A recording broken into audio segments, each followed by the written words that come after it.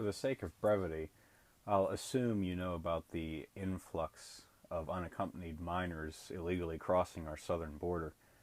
Allow me to further assume that you've also heard of the divide that this issue has created among conservatives, with some wanting to offer charity to these children, and others calling this charity a mere step removed from amnesty.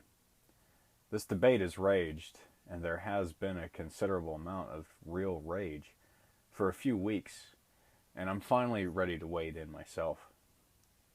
Oddly enough for me, I find I can only stake a moderate position.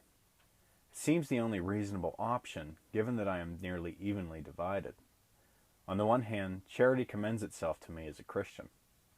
According to the book of James, chapter 1, verse 27, a key aspect of pure religion is care for abandoned children such as these.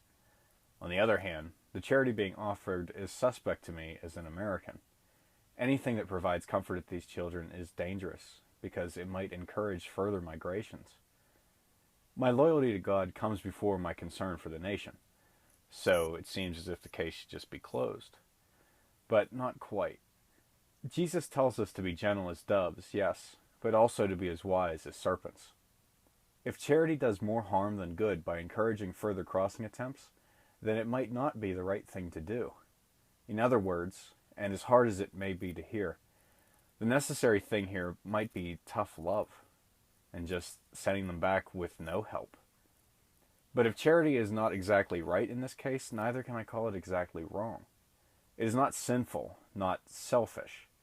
The care being shown on the border comes from actual concern for others. So, at the worst, it's merely misguided. And at the best, it is a true reflection of God. Honestly, I'm not certain. In this position, I can't condemn it. But I can say the same about those arguing against charity, as they do so in their concern for the nation. Each side has what I consider to be good reasons. What is not good, what is absolutely wrong, is the lack of humility on both sides, and the inability to see the logic of the other, and the sniping attacks on one another.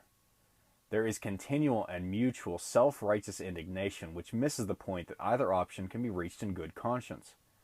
In truth, this infighting is the bigger issue. I would ask for careful consideration and loving correction of one another. We're all on the same side. We want the right thing, the lawful thing, to be done. We can have a constructive conversation over how to see it done.